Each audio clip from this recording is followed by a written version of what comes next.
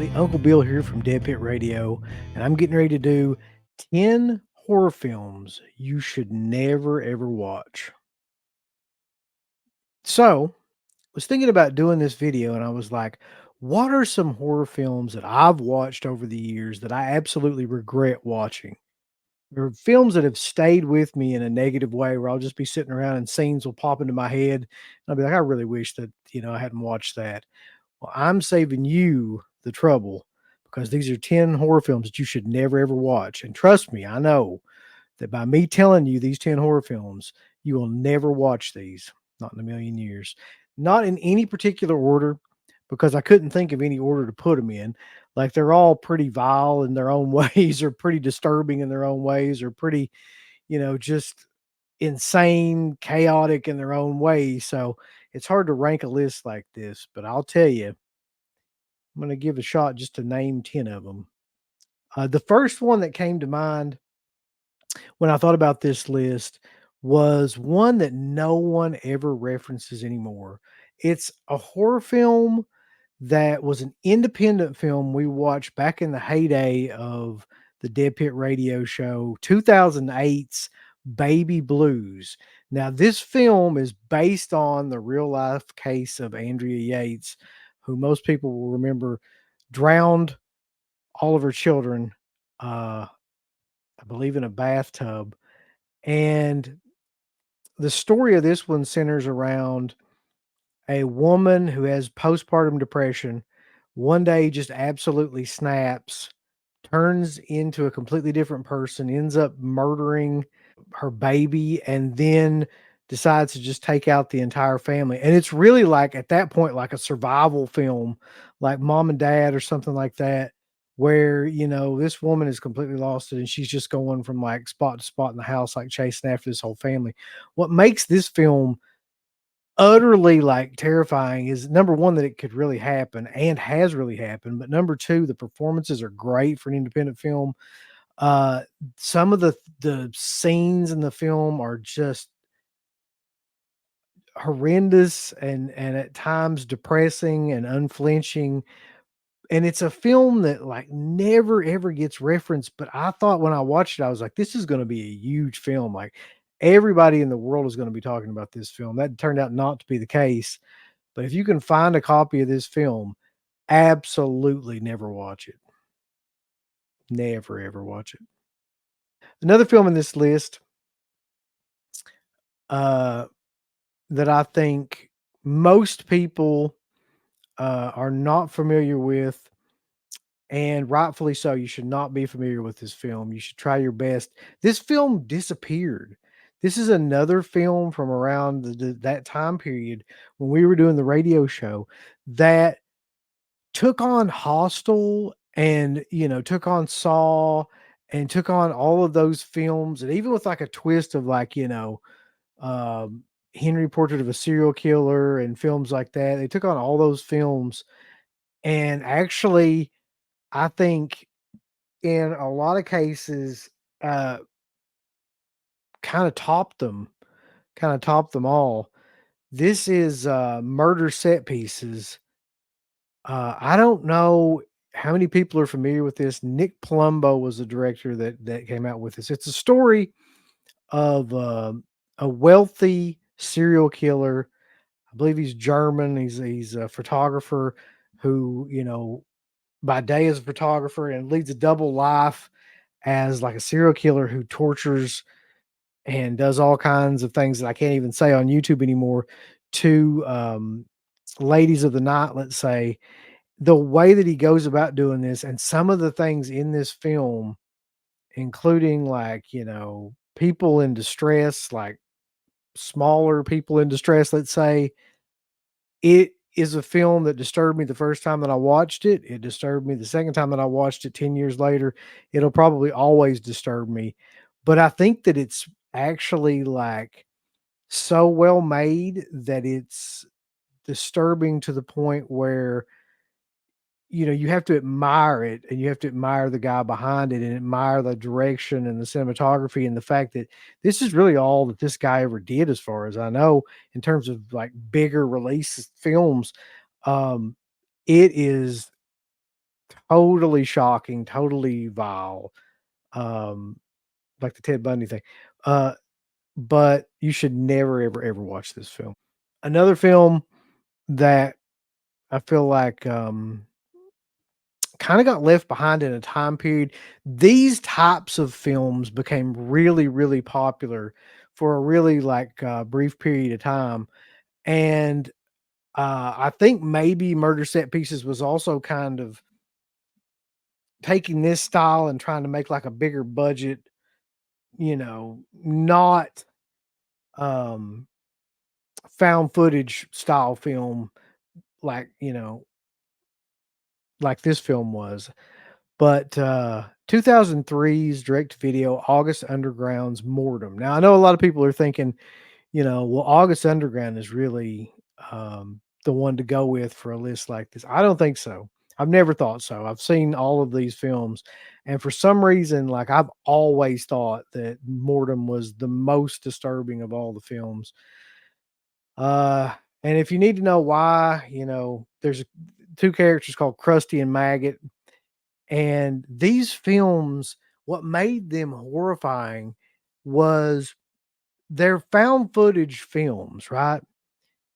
And so they got that cheap, grainy kind of look. Um, but the guy that did the special effects for these films was kind of a savant in that way. And so everything in the films that revolves around the gore and the death scenes looks immaculate, looks real. So much so that, like, it fooled a lot of people, much like another film we're gonna be talking about in this movie. And I think that, when August Underground came out, Fred Vogel, one of his he's the director and the writer of these films. One of his big things was he was just gonna leave, like, copies of these movies laying around places and let people find them, and that they would believe that those films were real to drum up kind of publicity. Um, there's scenes in this film that are a little bit more on the fetish gross side, like, um, I'm not sure how much I can even say, but like, imagine a film like Slaughtered Vomit Dolls, but like cut back quite a bit. You've got like, you know, some fetish stuff mixed in with gore stuff, all of it leading to what is essentially just a fucking Christmas tree with nasty, perverse little presents around it. So do not watch this film. Whatever you do, don't watch it. Don't even think about it.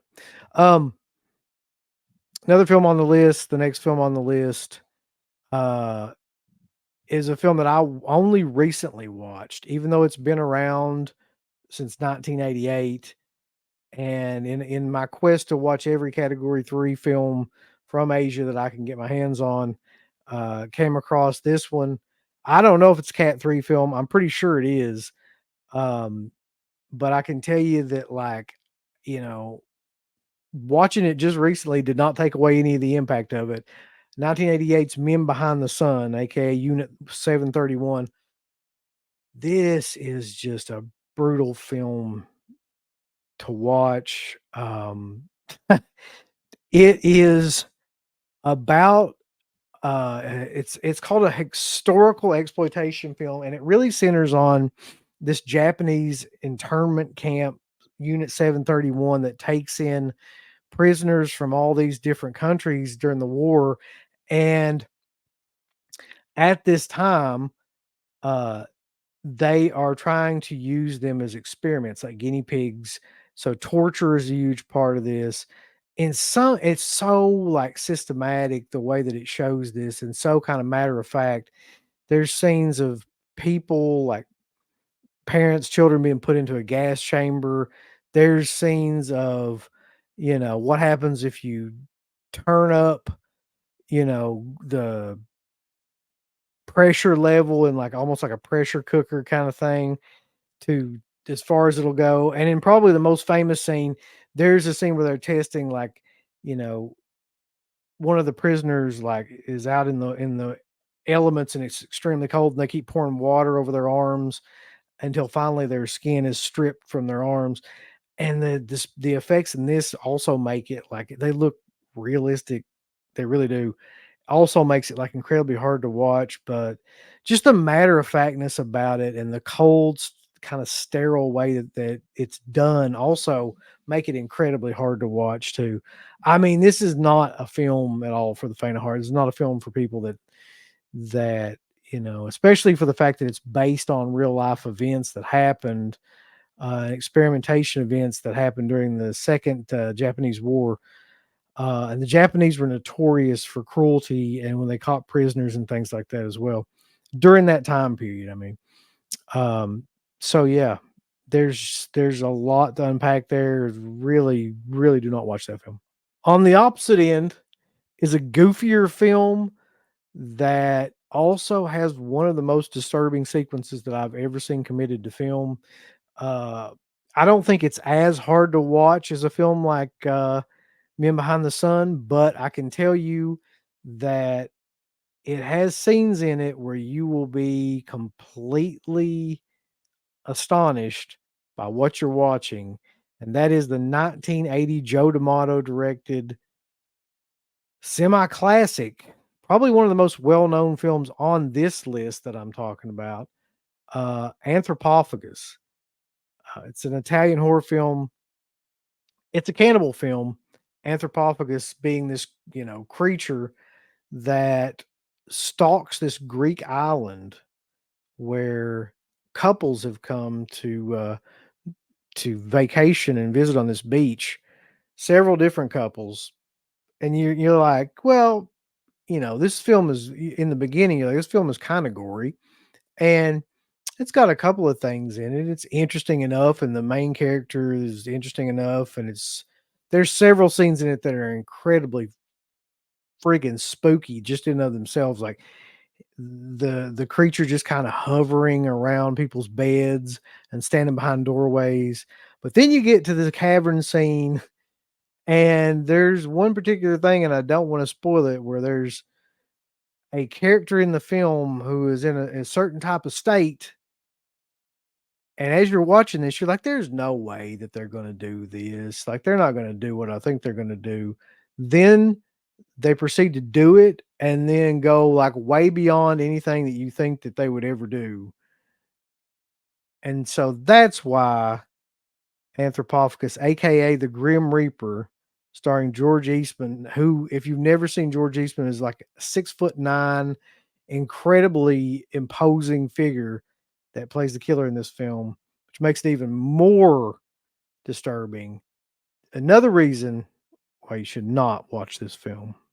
Next on the list, probably the classiest film, probably the most well-made film in terms of cinematography, direction, story that it's telling, but also so well made that you'll almost want to pass out when it gets to certain scenes in the film.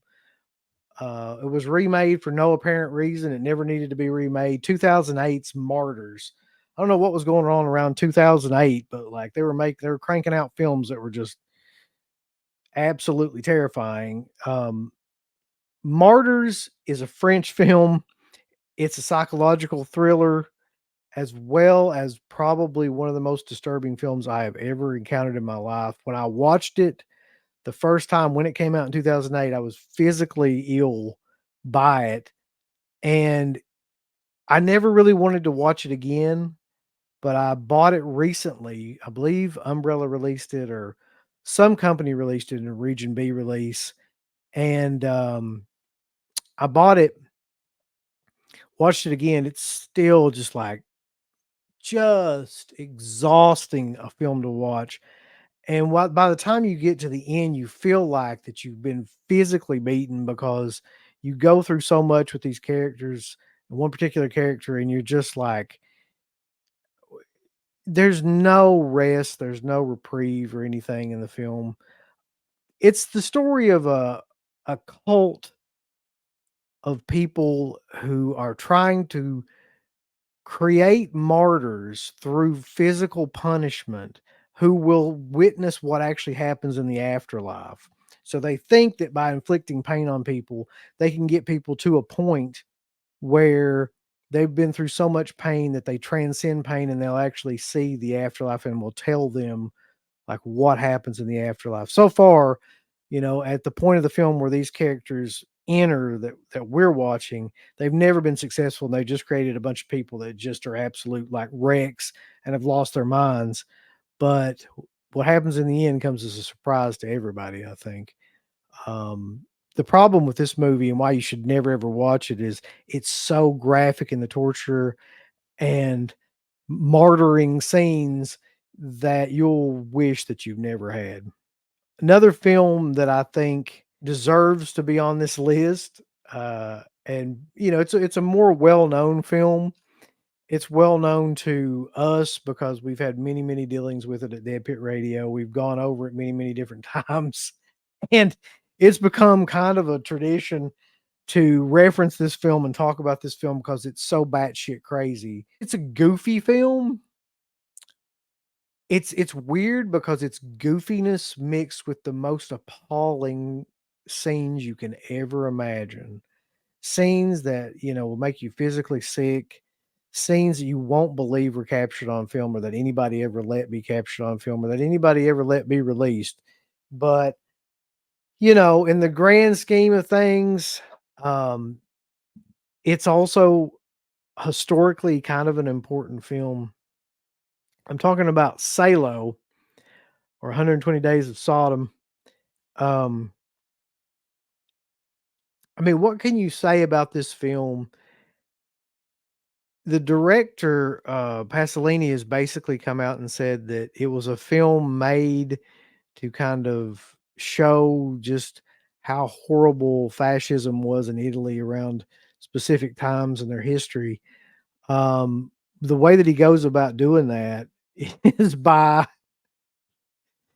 showing these wealthy businessmen and just these wealthy kind of cavalier Marquis de Sade kind of people torturing and assaulting and raping all of these prisoners that they've taken that are kind of like to represent commoners of that country.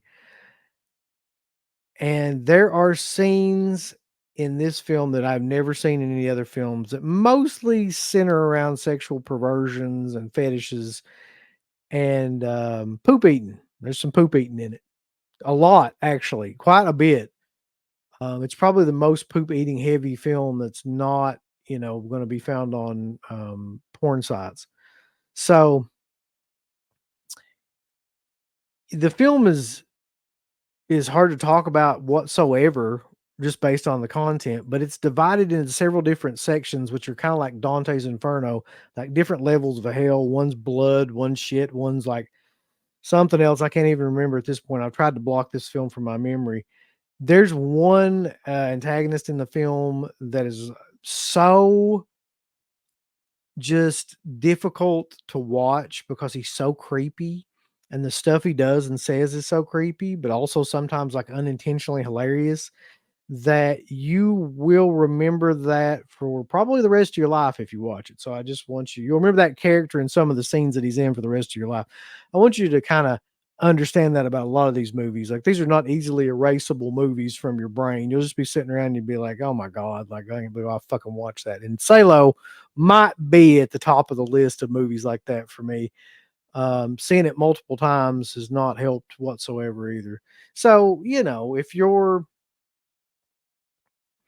brave and if you're predisposed to liking things that are a little bit off kilter, then I say give it a shot, but at your own risk. So the next film on the list, I feel like I'm kind of cheating with this film because it's not a feature length film.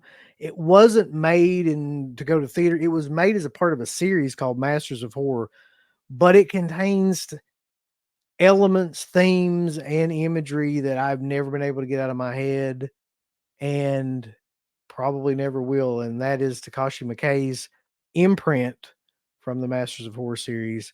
It was taken out of the original run, I think it may have shown one time and then was kinda taken out of Showtime's run, even though that was supposed to be a completely uncensored, you know, series that the directors could do whatever they wanted. He did whatever he wanted, and they were like, "That's too much." And I'm gonna tell you something, it is too much.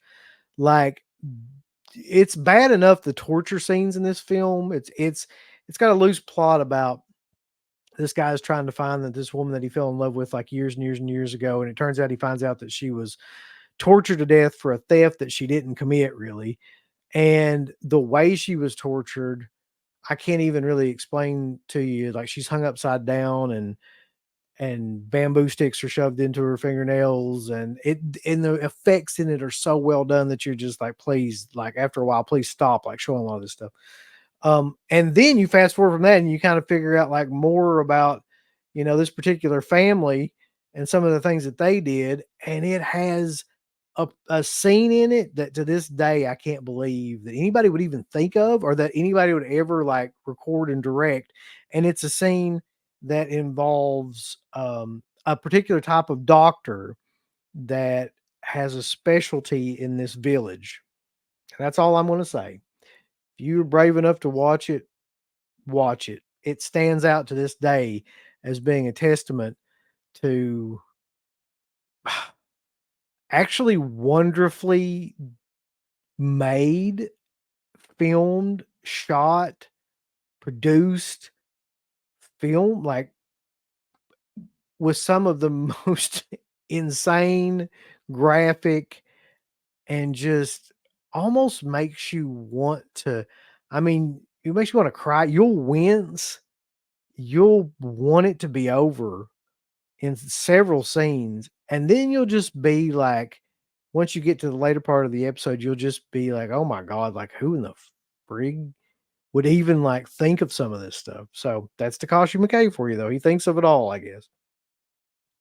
And the last film on this list I just watched recently, and it's already stuck with me to the point where I know that it's going to be a film that should be on this list, and that is 1994's Red to Kill, a Cat 3 film. And for people that don't know, um, Cat 3 films are like the R equivalent in Asia. No one under 17 can get into these films, and they're usually incredibly violent or incredibly sexual or incredibly um, exploitative in some way or another. And this movie happens to be all three of those things together. Um, it's the story of a man who works inside of a home for people with intellectual disabilities who also happened to have a horrible tragedy happen to him when he was a kid, where his parents were both murdered in front of him. And all this blood and everything gets onto him. And so from that point on, he connects the color red, as in the red blood, with this trauma and with murder. So if a female is wearing like a red dress, he will go crazy and assault her and do all these horrible things to her and then eventually kill her. And so anybody wearing red like is a trigger for him. And it just so happens like in real life, he holds like a pretty prominent normal position. And so he's kind of goes under the radar. And in this case, he is a teacher in this home for people with intellectual disabilities who takes a liking to one of the females who are in the home. And some of the things that he does, you will never ever forget. Again, if you have any problem with like trauma or any kind of like sexual trauma or abuse or anything, do not watch this film. It is more graphic and more lengthy in certain scenes than like something like I Spit on Your Grave. It's more disturbing to me than a movie like that because of the content of it. I mean, within the first 5 minutes of this movie, you're going to witness like um a mother and a child jump out a window and like the assault and murder of a person in the most graphic ways you can imagine. And that's just the beginning of the movie. So The next film that I'm going to talk about actually required a whole investigation by authorities at one point in time and got like an actor so riled up that he turned over this film, I believe, to the FBI for investigation because he absolutely believed that it was real. And I can really kind of understand why, because there are certain scenes in this film where they're so well done that you would believe that it was real. I'm talking, of course, about 1985's Guinea Pig 2, Flower of Flesh and Blood, which really has no plot other than the fact that there is a samurai obsessed dude who drugs and kidnaps a woman and then proceeds to take her home and completely dismember her. And that's basically the entire film. So you get to watch that whole process in great, great detail. And let me tell you something about, like, filmmakers around that time in Asia. For some reason, their effects were really, really good, and they figured out a lot of things that I don't think that their American counterparts really got until much later on.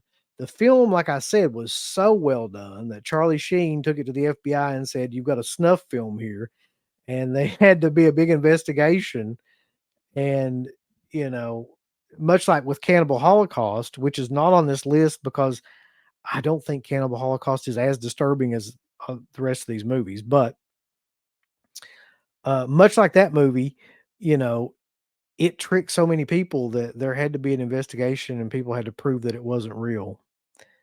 And once you watch it, you'll figure out why. I mean, it is an older movie, but it is a very well done movie that really details graphic scenes of dismemberment. It's a gore fest. It is as horrifying today as it was in 1985. Um, I don't know how they did some of the stuff that they did, but let me tell you, it's a film that's not for the faint of heart, not for the squeamish whatsoever. It is a film that is on a lot of people's top list of some of the most gruesome films of all time. And it's a film that I used to own in a box set, the Guinea Pig box set, and cannot find that set now. Um, you used to be able to buy that set at Best Buy, if that tells you anything about how much things have changed between now and, let's say, the early 2000s is probably when I got it. So there you have it, folks. A list of 10 horror films you should never, ever watch. If you desire to keep your sanity, if you desire to have any kind of like long lasting remnants of your cognition left and not be just ruminating about scene after scene of just dread and horrifying violence, I recommend that you never ever watch any of these films because they are on the outer limits, so to speak. They are deep, deep within the iceberg to me. Other than going like straight to, Lucifer Valentine kind of style films, which I'm not even sure if I consider those to be films, honestly. They are a series of like just gross out scenes put together. And they don't really have anything to do with horror, if I'm being honest. But other than something like that, I don't know many other films that will stay with you longer than these films. So if you do decide that you want to watch these, I encourage you to use extreme caution. Be careful and don't say I didn't warn you. I'd like to tell people thumbs up the video, Uncle Bill. Would you? Yes. Thumbs it up with violence and fury and just love everything about it. You hit the heart button, then you hit the ass button, then you hit the go fuck yourself button.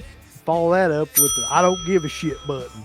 There's all kinds of wonderful shirts over at shop.deadpit.com. Simply the best horror shirts. On TeePublic, there are others, but they all suck. You can get some Dead Pit Radio shirts. You can get Last House on the Left. The Hills Have Eyes. Texas Chainsaw. Oh, wait, you can't say Texas Chainsaw. all kinds of shirts, folks. You're gonna love them. Shop.deadpit.com. Special thanks goes out to our supporters on Patreon. Do you know what kind of stuff you can get on Patreon, Uncle Bill, starting at only $1 a month? What's that? Access to every Dead Pit show since 2005. We got almost 200 fan commentaries that we've done over the decades. We have a literal jukebox full of songs and thousands of reviews. I don't even know how many shows are up on there now that we've done over the years. Hundreds of thousands. You need to figure this out now and subscribe to us on Patreon and YouTube and Instagram and help us to 1 million. The road to 1 million subscribers starts today. So deadpitonpatreon.com. Join today. Tiers start at only $1, but I'd recommend at least the $10 tier. You can do 50. The stock market's crashing around us, folks, but send us money.